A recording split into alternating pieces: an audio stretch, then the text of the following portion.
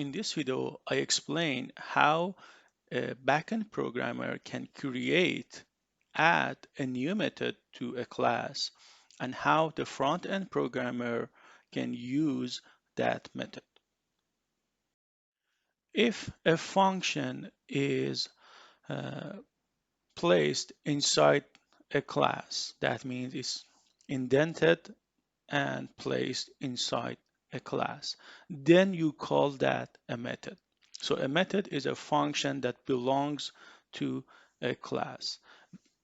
So you can usually identify, differentiate between function and methods by checking whether there is a dot before the name of the function. So what is behind the dot specifies if there is nothing behind the dot, then you know that there is no dot behind the name of that function, then you can just call it a function. But if there is a dot before that dot, you can have the name of the module, a name of a module, then you can still call it a function. But if you see a name of an instance of a class or the name of the class itself, then you need to call that method in Python. This is not true for other languages. This is the kind of wording that we use inside in Python. So uh, we also have different types of methods in Python. Instance methods and class methods and static method. You can differentiate between them by checking what is behind that dot. If it's an instance of the class like point 1, point 2, point 3, then you call it an instance method. If it's the name of the class, it's either class method or static method. The focus of this lecture is on instance methods. So where you see the name of an instance, then a dot, and then the name of the method, and you have you can provide several arguments. This is how you use the instance methods. So when you are a front-end programmer and you're trying to use classes, that's how you can differentiate between instance methods and class methods. Inside the definition of the class, which is provided by the backend programmer, for example, here you see that we have two methods, donder init and distance from origin, and we have one function which is midpoint. The differentiation between instance method and class methods are going to be discussed perhaps later. There are different instance method types in Python. Of course, the first one is the initializer method, which you provide the name, which create the instance and set its attributes. The second type of instance methods are methods that process attributes to create new information. For example, distance from origin uses the attributes x and y and a formula to calculate the distance of that point from the origin, which is 0 and 0, and then it returns a float number. We also have instance method that set attributes. They change the value of x and y, for example, but we use set attributes instead of directly changing the attributes using an equal sign, because we can validate the arguments provided by the front-end programmer. So the front-end programmer provides underscore x or underscore y. We check if they are numbers that are within the scope that we want. For example, if we have a fraction and a fraction also have a numerator and denominator, the denominator cannot be 0. So you can validate the values for the denominator if you use these functions. these attributes that setter in a one word. We also have uh, instance methods that retrieve the attributes. We call them get attributes instance methods. They return the values of attributes and sometimes using different formats. So here, for example, you can see that getX and getY simply return X and Y, but getPoint return a tuple with two integer. Note that the focus of this video is on the second method type that process attributes to create new information. The rest of those kind of instance methods are explained in the next videos. To create an instance method, you just need to add an indent inside the class and then provide the keyword def space and then provide the name of the instance method. But you need to know that all instance methods start uh, with self as the first parameter. Even if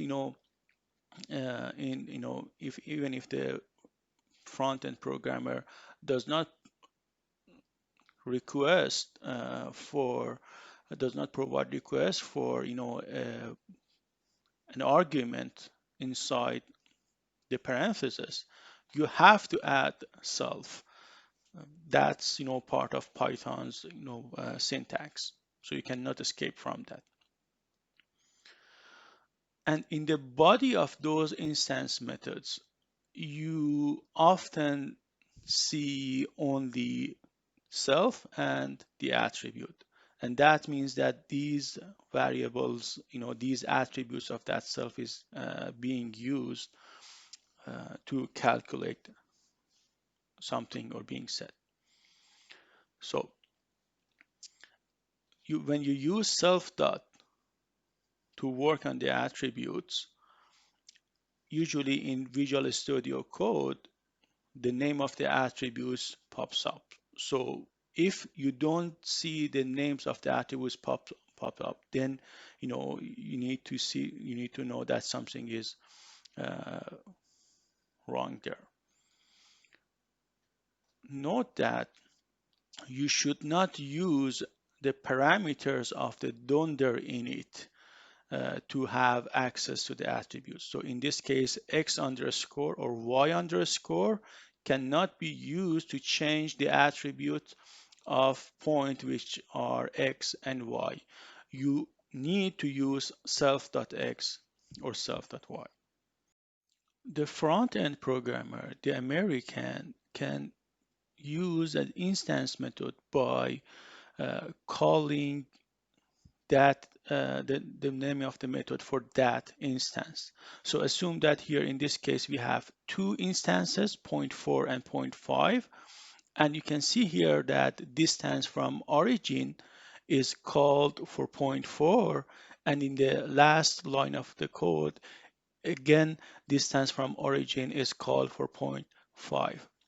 Note that this method distance from origin can only have access to the attributes of that instance when it is called. So in this case, you can see that the distance from origin in point 4 can only have access to 3 and 4. It doesn't have access to 5 and 6. And on the other hand, the distance from origin for point 5 only has access to 5 and 6. It doesn't have access to 3 and 4.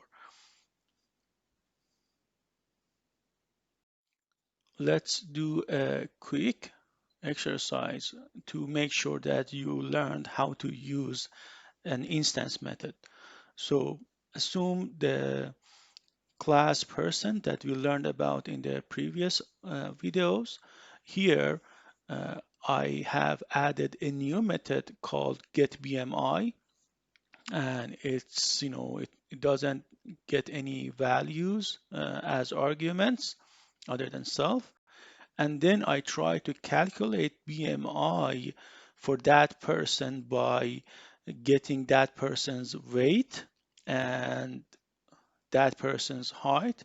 I calculate height to the power of 2 and then used weight divided by height to the power of 2 to calculate BMI, and then I return BMI. So how can you use this instance method? Pause here for a minute and try to do that. So to use an instance method, we know that we need to call it for an instance of that class. So first, you need to create that instance of that class. So here I created two instances, P1 and P2, and now I can use the instance method. So here I called get BMI for P1. Remember that get BMI did not get any arguments as an to be in between the parentheses. So now get BMI uses the values of 90 and 1.80 for P1 to calculate the BMI and set I to that value, which is 27.78. And after that, I can print I. Or you can just print get BMI for P2 directly. But note that P2 has different uh, weights and heights, and because of that, get BMI have access to the provided input by the user for P2 and then uses those attributes to calculate BMI. So it doesn't have access to 90 and 1.80 that belongs to P1. Let's do another exercise about adding a method to a class. Assume that the front-end programmer, the American, wants to code like what you see in the file student instance creation.py.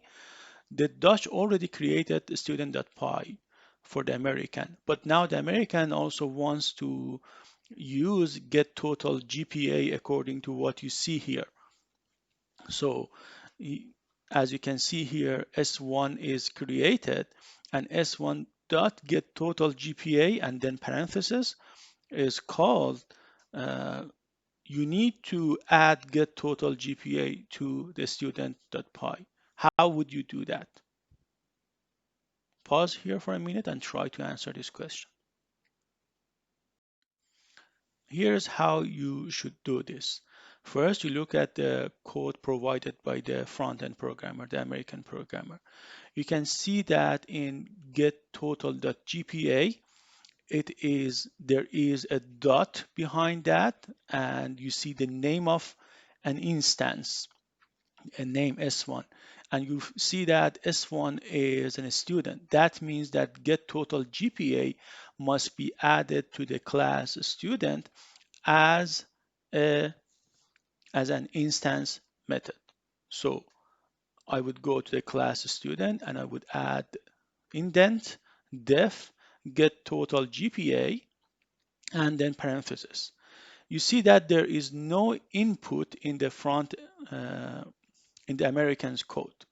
The get total GPA does not get any inputs. So that means that you should not provide any parameters inside the class, inside the instance method as well.